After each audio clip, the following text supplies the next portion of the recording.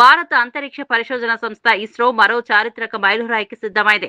ఈ నెల 24వ తేదీన తిరుపతి జిల్లా శ్రీహరికోటలోని సతీష్ ధావన్ స్పేస్ సెంటర్ షార్ నుంచి LVM-3M6 బాహుబలి 2 రాకెట్ ను ప్రయోగించనుంది. ఈ ప్రయోగంతో ఇస్రో తన 100వ అంతరిక్ష ప్రయోగాన్ని పూర్తి చేయనుంది.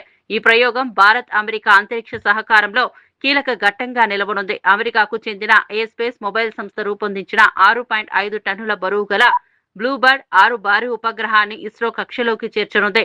ఇంత భారీ ఉపగ్రహాన్ని స్వదేశీ LVM-3 వాహన రాకతో ప్రయోగించడం ద్వారా ఇస్రో మరో ప్రపంచ రికార్డు నెలకొల్పనుంది.